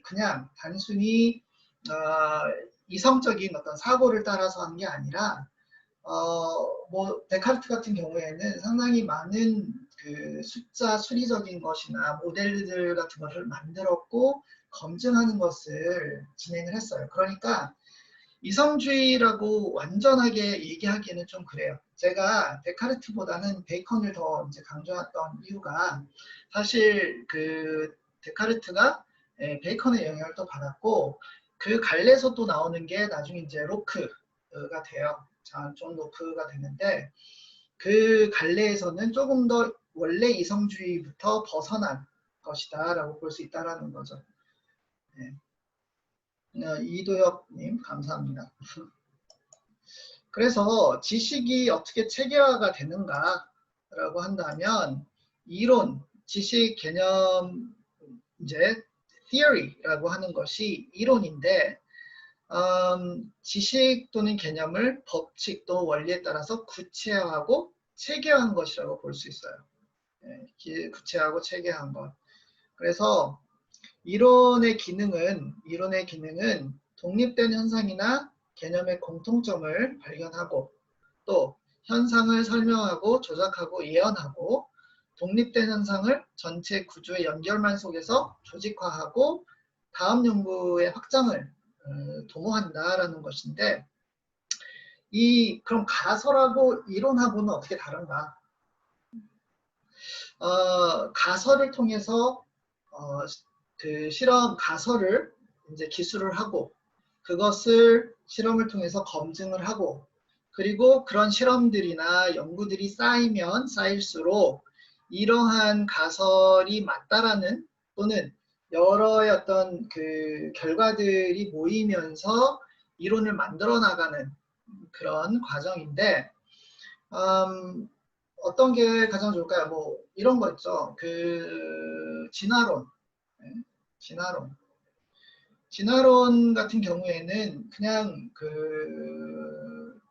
하나의 종에서 이런 진화의 어떤 단계들이 발견되는 것이 아니라 여러 종에서 공통적으로 발견되는 어떤 과정을 통해서 이 종 또는 동물이 이렇게 진화가 됐구나라고 만든 그 틀이, 체계가 진화론이에요. 그러니까 진화론이 맞다 틀리다라고 얘기하기보다 종합적인 어떤 지식 기반들을 모았을 때, 집합적인 어떤 그것을 만들었을 때 그 틀 안에서 어떤 현상을 설명을 하는 거죠. 그렇죠? 거기에 대립되는 게 창조론이죠. 창조론. 그래서 이론이 꼭 맞다라고 하기보다 어떠한 관점에서 체계화된 지식 기반이 이런 관점에서 본다. 어떤 현상을 이렇게 설명하고 이렇게 본다라는 것이 이제 그것을 이론이라고 할 수 있어요. 그렇기 때문에 똑같은 현상을 설명하는 여러 이론들이 있을 수 있어요. 그러니까 우울증 같은 경우, 하나 예를 들자면 우울증 같은 경우 인지적인 관점에서는 인지상재라는 그런 이론이 있어요. 인지상재. 우울증을 겪고 있는 사람은 과거, 현재, 미래에 대해서 부정적인 생각을 갖고 있다. 그게 바로 인지상재 이론이에요. 네, 인지이론. 또 다른 이론 또 뭐가 있을까요? 네, 뇌와 관련된 신경 전달 물질, 신경 생물학적인 이론이 있어요. 뇌의 세로토닌이 분비가 되지 않아서 부족해서 그 시냅스의 세로토닌의 양을 늘리면 우울증이 개선이 된다. 그게 또 다른 이제 생화학적인 이론이죠. 이렇게 똑같은 현상을 다른 여러 이론을 토대로 설명을 하고요. 과학자 또는 심리학자는 사실 이런 여러 이론들에 대해서 잘 알고 그 중에 뭐 모든 이론을 다 지지할 수는 없잖아요. 그렇죠? 자기가 지지하는 이론을 토대로 연구를 전개를 하게 됩니다. 우리 심리학자들은 생화학적인 접근보다는 아무래도 심리 사회적인 접근을 더 많이 하겠죠. 그렇죠? 그래서 이 과학적인 지식 습득 과정을 보면 이론을 통해서 기존의 어떤 그 체계화된 발견들이나 또는 그 누적된 그런 사실들을 검토를 하고 거기에서 사실 이 연구 결과들이나 지식들이 서로 양립하지 않는 경우나 또는 그 안에 일치가 일어나지 않는 경우가 있어요. 그것을 보고 그것에 대해서 문제 제기를 하고 그게 왜 그런지에 대해서 본인이 또는 연구자가 잠정적으로 어떤 가설 또는 설명을 제시를 하고 그런 다음에 이것을 연구할 수 있는 연구 가설을 만들고 그런 다음에 연구 상황으로 진행을 하고요. 그런 다음에는 어떻게 진행이 될까요? 네. 그런 다음에는 텍스트 그리기를 할게요. 그런 다음에는 자료 수집을 하는 거죠. 이 자료 수집에 해당하는 이 부분은 뭐 실험이 될 수도 있고요. 설문조사가 될 수 있고 또는 질적 연구가 될 수 있어요. 그래서 이런 것들을 통해서 자료 수집을 하고 그것을 검증하고 그런 다음에 검증이라는 것은 통계적인 검증이 될 수 있고요. 또 다른 연구자들과의 어떤 합의가 될 수 있고요. 여러 가지 검증 절차가 있을 수 있습니다. 그런 다음에 그 검증을 거쳐서 결론을 내고 이 결론은 다시 이론의 어떤 작은 부분이 되는 그런 연구 결과물로 이론에 포함이 돼요. 그러니까 제가 이 실험에 대해서 또는 연구에 대해서 심리학 연구에 대해서 설명을 할 때는 연구자는 어떤 마인드를 가져야 되냐 하면 내가 이 연구를 통해서 인간의 모든 행동이나 인간의 어떤 진짜 막 찾기 힘든, 설명하기 힘든 그런 행동을 설명하겠다. 그리고 이게 정답이겠다. 정답일 것이다.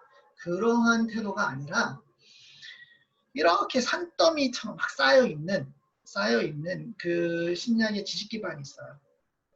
거기에다가 내가 모래 한 스푼을 담아서 내 연구가 그 모래 한 스푼 그것이라는 거야. 그것을 담아서 그 위에다 이렇게 하나 쏟는 거. 그 정도밖에 안 된다라는 거예요. 생각해 보세요. 이 세상에 얼마나 많은 연구, 뭐 사실들, 얼마나 많은 이론들, 그런 것들이 있겠습니까? 현상들이 있겠습니까? 네? 근데 내가 하는 연구가 사실 이게 다 맞을 수 있지만 틀릴 수도 있거든요. 그래서 연구자라면 이런 좀 뭐랄까요? 좀 겸손한 자세를 갖고 내가 하는 연구가 이 사람의 어떤 심리를 설명하는데 기여는 할 수 있지만 이게 그렇게 큰 거는 아니다. 큰 거는 아니다. 그렇게 좀 겸허한 자세를 갖고 연구를 진행하면 좋을 것 같아요.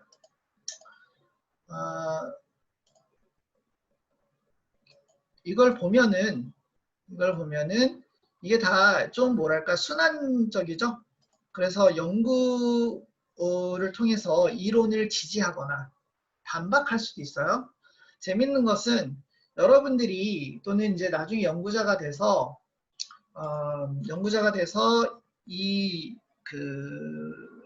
뭐 실험을 하던 연구를 하던 그렇게 해가지고 기존의 이론을 지지하는 그런 결과를 얻을 수도 있고요. 또는 반박하는 연구 결과를 도출할 수도 있어요. 만약에 반박하는 그 연구를 해서 그 연구 결과가 받아들여지고 타당하다. 기존의 이론보다 더 타당하다고 받아들여지면 뭐 어떤 게 일어날까요? 어떤 현상이 일어날까요? 바로 패러다임 시프트가 일어나요. 패러다임 시프트. 들어보셨나요? 패러다임 시프트?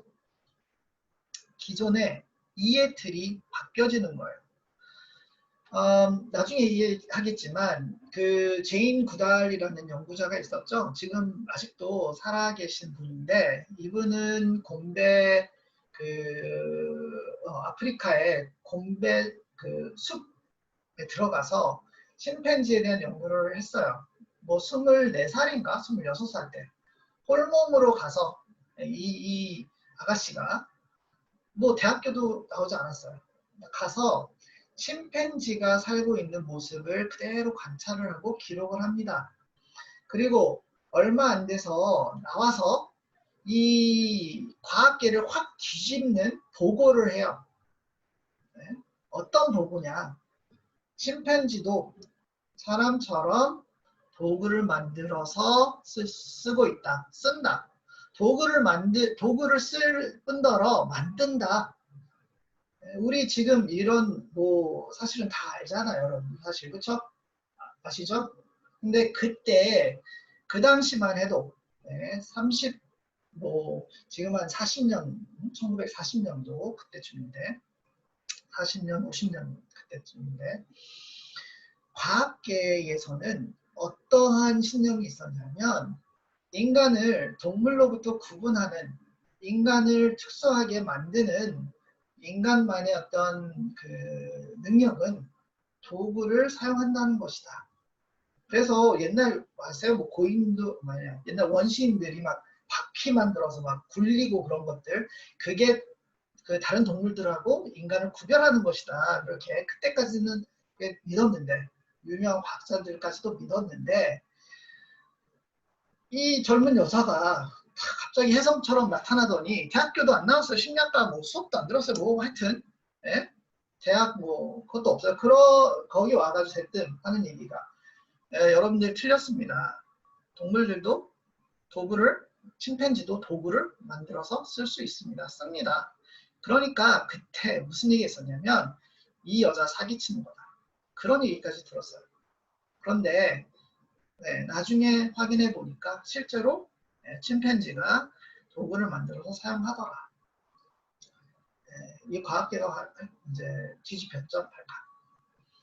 그러니까 이러한 그 연구를 여러분들이 하신다면 나중에 하게 된다면 되게 이 과학계에 한 획을 그을 수 있을 만큼 그런 임팩트가 있는 연구를 할 수 있겠죠.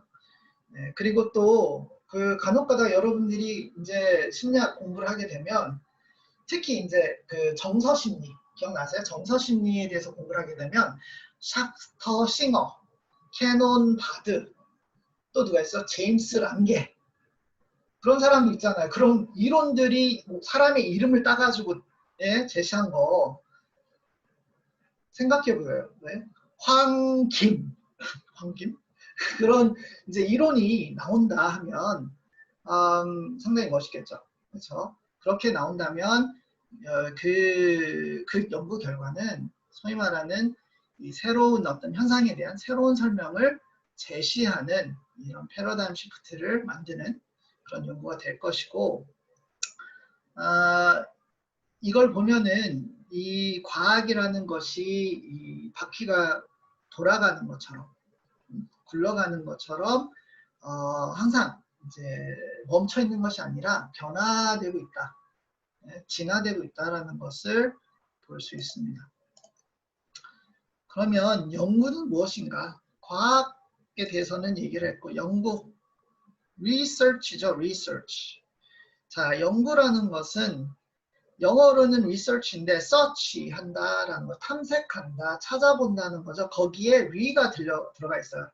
네, 접두어, 접두사, re. re라는 것은 다시 한다는 거죠.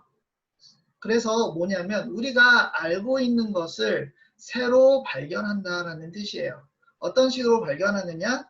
체계화하면서 구체적으로 논리적인 방법으로 증거를 확인해서 이론을 정립하는 것이다. 그게 바로 연구다, 리서치다 라는 것이고, 연구의 특징을 보면 문제를 해결한다거나 현상과 사실을 예측한다거나 실증적인 증거 기반을 제공하고 정확한 관찰과 서술을 제시하고 조직적으로 그리고 체계적으로 현상에 대해서 이해를 하는 것, 그리고 전문 지식 그리고 경험을 함유하게 되는 것이 연구의 특징이고, 또 연구라는 것은 객관성과 논리성이 있어야 되는 거고 문제지향적인 거죠. 그리고 지속적이고, 이게 한 연구에서 끝나는 것이 아니라 그 다음의 가설로 이끌고 또 그 가설을 통해서 새로운 연구가 진행될 수 있도록 하는 것이 연구의 특징이고, 마지막으로는 연구 결과가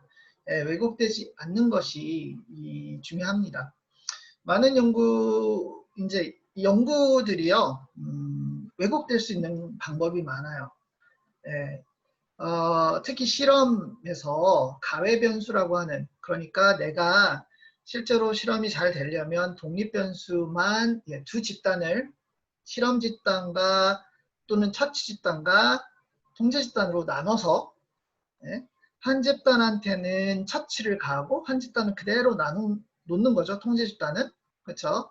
그렇게 해가지고 이 결과로 행동에서의 차이가 나면 내가 조작한 그 요인 때문에, 그 변인 때문에 이 변화가 차이가 일어난 것이다 라고 얘기를 할 수 있는데, 다만 만만치 않잖아요. 그렇게 통제하는 게 100% 통제할 수 있는 게 쉽지가 않습니다. 거의 불가능하다고 볼 수 있어요. 그렇기 때문에 항상 왜곡될 수 있는 여지는 있는데, 지혜로운 연구자라면, 그리고 또 전문성 있는 연구자라면 왜곡될 수 있는 그런 방법들이나 그런 그 변인들을 최대한 통제를 하고, 그렇죠? 통제를 하고 그 분석이나 또는 해석에 있어서 나 개인의 어떤 바램이나 어떤 편향이 들어가지 않도록 조심해야 되는 게 이 연구자의 덕망 또는 덕목이라고 할 수 있어요. 그리고 연구의 목적은 사회와 자연에 존재하는 사실, 현상들을 고도의 압축된 이론으로 묘사, 설명, 예언, 통제하는 데 있다. 연구의 목적은 네 가지라고 할 수 있어요. 네 가지. 첫 번째는 묘사, 기술하는 거예요. 네?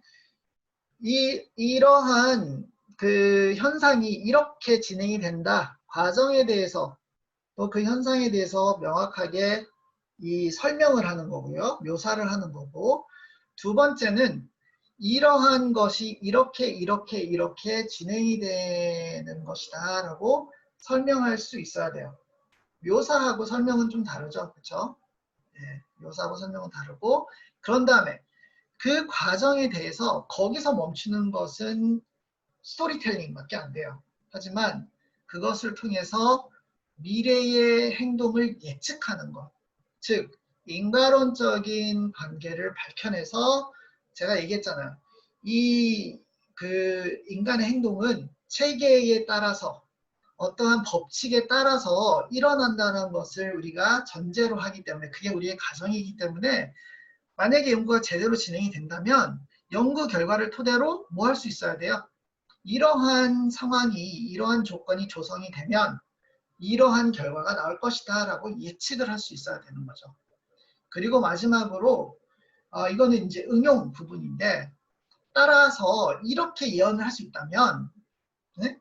만약에 이제 원인이 이거고 결과가 이렇다라는 것을 예측할 수 있다면 뭐 할 수 있죠?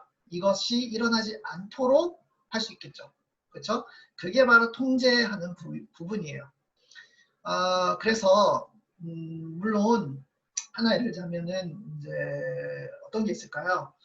중독 연구자 같은 경우에는 사람들이 이러한 상황이나 또는 뭐 중독의 어떤 약물의 효과에 대해서 기대가 높으면 긍정적인 기대가 높으면 약물을 사용할 가능성이 높아진다.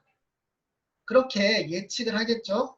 그러면 그것을 통해서 어떻게 할 수 있어요? 통제를 할 수 있어요. 그러면 약물에 대한 기대, 긍정적인 기대에 대해서 제대로 교육을 해서 긍정적이지 않다라고 교육을 한다면 이 뭐 청소년들이 이런 약물을 사용할 가능성이 줄어드는 거겠죠. 그래서 예방적 개입에 이것을 적용할 수 있는 거죠. 아시겠죠? 네.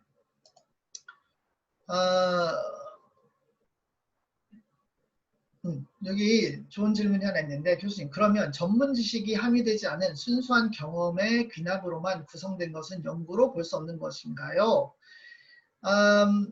연구 중에 특수한 연구들이 있어요. 어떤 연구들이 있냐면 이런 거 사례 연구. 프로이트가 되게 사례 연구로 인해서 유명하잖아요. 그렇죠? 그 프로이트는 유명한 되게 과학자고 정신 그 분석학을 주창한 그런 분임에도 불구하고 사람들은 이 프로이트를 과학자라고 생각하지 않았어요. 거의. 왜 그랬을까요? 반복 검증을 하지 않고 그의 이론들은 주로 무엇을 토대로 일반화하기 힘든 사례들을 통해서 그것을 토대로 이론을 만들었기 때문에 과학적인 접근이라고 이제 보지 않는 거죠. 프로이트 자신도 사실 이런 접근이 과학적이라고 한 부분은 아니에요. 하지만 그런 접근이 연구에 있어서 이 지식을 함양하는 데 있어서는 상당히 중요할 수 있어요. 왜 그러느냐? 이런 사례들을 통해서 일반화될 수 있는 가설을 만들어낼 수 있기 때문이에요. 그리고 가설을 체계적으로 검증할 수 있을 때야만 그것이 과학으로 인정이 될 수 있는 거죠. 하나 예를 들자면은 HM 환자가 있었어요. 어떤 환자죠? 혹시 여러분 아실까요? HM 환자? HM 환자는 국소적인 간질 증상이 있어서 해마를 떼어냈어요. 네, 해마를 떼어냈어요. 그거를 이제 잘라내니까 어떤 일이 있었냐면 해마를 이제 절단하기 이전에 과거 기억은 기억을 했는데 그 수술 이후에 새롭게 일어나는 자서전적인 기억은 못했던 거예요. 네? 일례로 자전거를 이제 의사가 자전거를 갖고 와서 자전거를 탄 적이 있느냐 했을 때 이 HM 환자는 아니요 자전거 탄 적 없어요 라고 얘기를 했어요. 그래서 그러면 오늘 한번 타보실래요? 라고 해서 자전거를 하루 종일 탑니다. 그리고 그날 되게 잘 타게 됐어요. 네?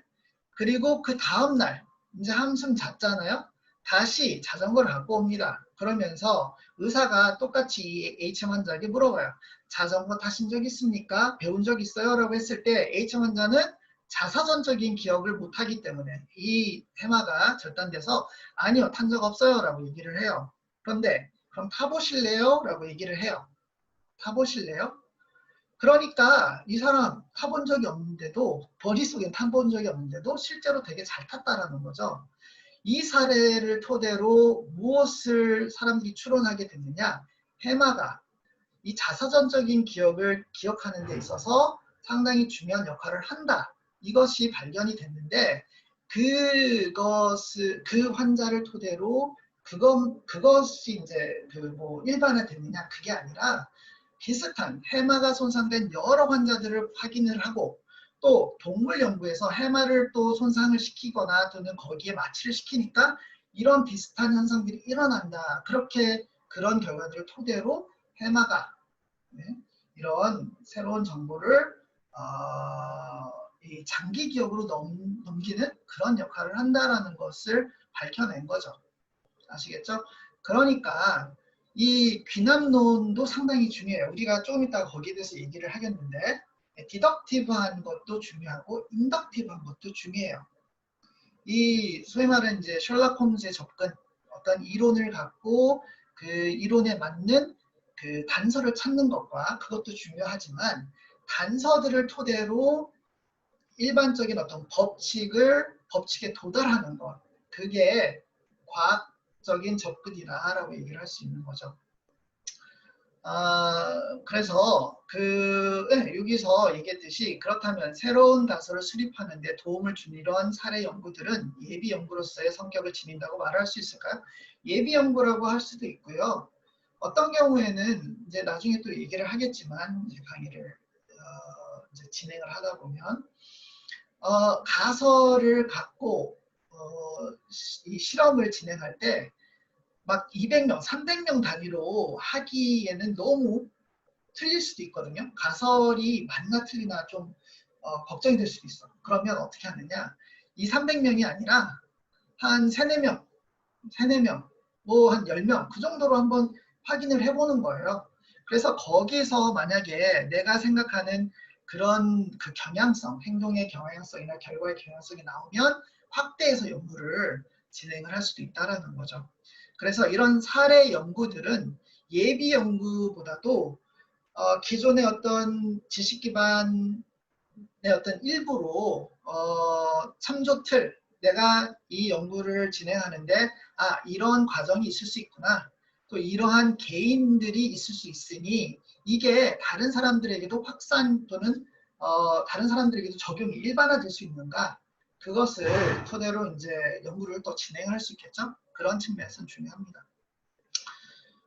연구가 어떻게 진행되는가, 뭐 주제 설정하고 문제 설정하고 문제 관련된 문헌 조사를 하고 가설을 설정하고 연구를 설계하고, 그런데 연구를 설계할 때 뭐 이런 것들을 고려해야 돼요. 나중에 다시 또 얘기를 할 거예요. 대상자 그리고 연구 대상 수를 결정하고, 연구 변수를 규명을 하고, 변수를 어떻게 측정할지를 이제 결정을 하고, 그런 다음에 분석 방법을 결정을 하는 거.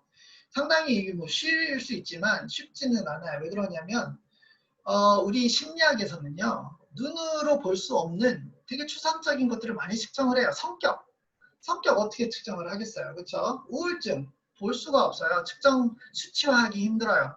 그렇기 때문에 우리는 뭘 하느냐, 소위 말하는 조작적 변인이라는 것을 만들어서 마치 우리가 다루고자 하는 이 추상적인 개념을 이런 도구 또는 뭐 척도를 통해서 측정할 수 있는 것처럼 여기면서 이 도구화해서 측정을 하는데, 그거 관련돼서는 우리 심리학과에서 하는 심리 측정이라는 수업이 있죠. 측정. 그런 수업을 좀 들으면 이해가 좀 더 잘 될 수 있을 거예요. 하지만 지금 이 수업에서는 그 정도만 알아도 나중에 또 이제 얘기를 할 테니까 될 것 같고, 그런 다음에 좀 전에 얘기했던 이 사전 연구를 실시를 합니다. 그래서 내가 이렇게 설계를 했는데 이 도구나 이 그 변수를 측정하는 방식이 괜찮은지, 타당한지 또는 신뢰로운지, 그런 거를 이제 점검하는 게 사전 연구고, 사전 연구를 통해서 문제점을 수정하거나 보완을 하고, 예, 지금 여기 딱 보면 인터넷이 불안정하다고 나왔어요. 사전 연구를 통해서 문제점을 수정하고 보완하고 그렇게 한 다음에 실제 이제 연구를 실시를 하는 거죠. 그리고 실시를 한 다음에 여기 중요한 부분이 빠졌는데 연구 보고서를 작성하기 전에 뭘 해야 되죠? 통계 분석을 해야 돼요. 통계 분석을 하고 통계 분석을 토대로 연구 결과를 도출한 다음에 연구 결과에 대한 보고서를 작성하고 연구 보고서를 제출합니다. 어디에 제출할까요? 네, 직접적으로는 만약에 석사라면 석사 학위 논문으로 제출을 하고요. 또 학회지에 제출할 수 있습니다. 투고하는 거죠. 투고를 하게 되면 뭐 다른 이제 연구자들이 이 그 심사위원이 돼서 그 논문을 심사를 하고 게재할지 게재하지 않을지 여부를 결정을 해서 나중에 이제 게재를 할 수도 있어요. 제가 심리학과 이제 또 이제 학부 심리 연구팀이라는 것을 운영을 해요. 심리학부 연구팀. 그래서 실제로 작년에 그 학부팀에서 우리 심리학회 있죠? 일반이라는 학회지가 있어요. 심리학회, 한국심리학회 일반. 거기에 논문이 게재가 하나 됐어요. 학부생들이 실제로 저하고 같이 이제 작업을 해서 이렇게 했는데, 그런 연구 결과를 도출해낼 수 있죠. 네. 지금 이제 학부 심리 연구팀을 지금도 이제 운영을 하고 있습니다. 그래서 2명 지금 지난 작년부터 지속적으로 좀 하고 있는 팀이 있고, 여러분들 중에 혹시 관심이 있으시면 올해에도 이번 학기에도 모집을 하려고 해요. 그래서 특히 3학년, 4학년은 조금 이제 시간이 별로 없으니까 힘들 것 같기도 하고, 그런데 이 수업을 들으면서 내가 조금 연구를 좀 하고 싶다. 그러신 분들 또는 뭐 관심이 있으신 분들은 나중에 제가 뭐 쪽지를 좀 저한테 보내주시거나 그러면 좀 얘기를 해서 여기 같이 조인을 참여를 할 수 있도록 하겠습니다. 거기에 대해서는 제가 다음에 좀 더 자세히 얘기를 드릴게요. 네.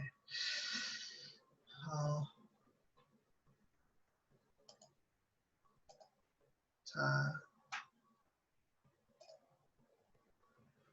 여기까지 이제 첫 번째 OT 내용이네요. 네, 그리고 다음 시간에 오시면은 1장 이제 심리 연구 방법론의 실습, 실험 심리학과 과학적 방법에 대해서 강의를 할 텐데,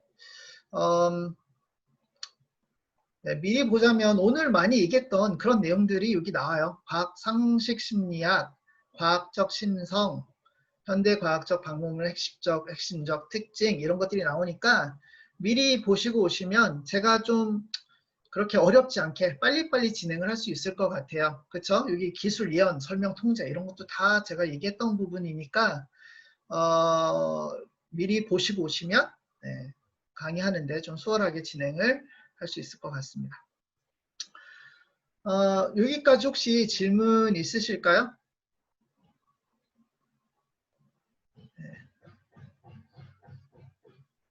질문 없으세요? 그러면 네, 소리는 잘 나오죠? 어떤 친구가 교수님 소리가 안 나오고 멈췄다고 하는데 지금 나오는 것 같아요. 그쵸? 나오고 있으니까 소크라티브에 들어가셔서 이제 두 번째 질문을 드리겠습니다. 두 번째 질문.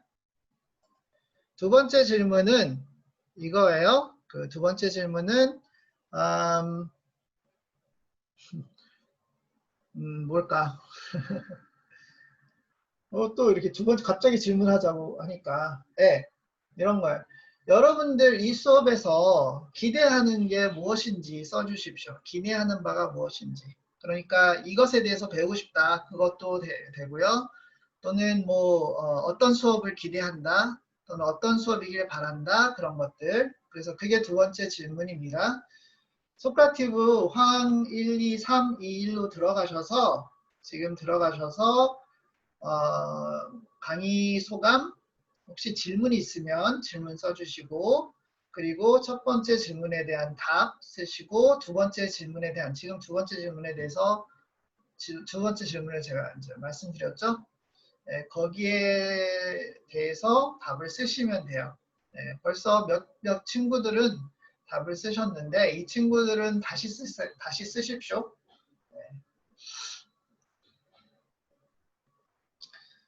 벌써 어떤 친구들은 사조사를 쉽게 딸 수 있도록 기본적인 통계는 할 수 있게 되는 수업이었으면 좋겠습니다.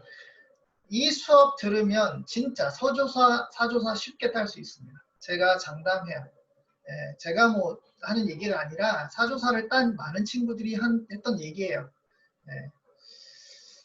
SPSS 프로그램을 통해 통계를 분석하는 방법을 배우고 싶습니다. 사회현상을 보다 통계적으로 과학적으로 바라보는 이성적인 시각을 얻게 되기 바랍니다. 이게 연구 방법론이라서 사회적인 현상을 바라보기보다 여러분들이 나중에 연구를 읽게 되거나 그러면 이게 타당한 연구인가? 그런 것들을 좀 알 수 있게. 그게 좀 도움이 될 거예요. 그리고 SPSS를 잘 활용할 수 있는 수업이래요. 여러분들 재미있네요. 여기 보니까 예, 양이 좋아하시는 분들이 있고 예, 강아지 좋아하시는 분들 거의 반반인 것 같아요. 이거 재밌겠네. 고양이 좋아하시는 분과 강아지 좋아하시는 분들이 뭐 학점을 어떻게 받느냐 아니면 뭐 수업을 어떻게 하느냐 이런 것들 괜히 쓸데없는 뭐 호기심일 수도 있지만 이런 것들이 또 뭐랄까요 호기심 수준의 어떤 연구가 될 수도 있지 않을까 뭐 그냥 생각이 되네요. 좋습니다. 오늘 첫 강의인데 되게 좀 지루한 부분도 없지 않아 있었죠? 예. 앞으로 더 지루할 수 있어요. 그러니까 미리 제가 말씀을 드리는 거니까 이해해 주시고 힘내시고요. 네, 여러분들 힘내시고 제가 오늘 조금 뭐랄까요 강의 진행하는데 매끄럽지 않거나 또 좀 매끈하지 않았던 그런 부분들이 있으면 이해해 주시고 다음 이 시간에 그러니까 오늘 수요일이었으니까 이제 월요일날 똑같은 시간에 뵙기를 바랍니다. 여러분들 오늘 수고하셨고요. 소프라티브는 5시까지 제가 열어놓을게요. 5시까지 열어놓으면 여러분들 대답해 주시면 감사하겠습니다. 오늘 강의 수고하셨고요. 여러분들 다음 주에 건강한 모습으로 뵙기 바랍니다. 수고하셨어요. 수고하셨습니다. 수고하셨습니다. 고맙습니다. 수고하셨습니다. 수고하셨습니다.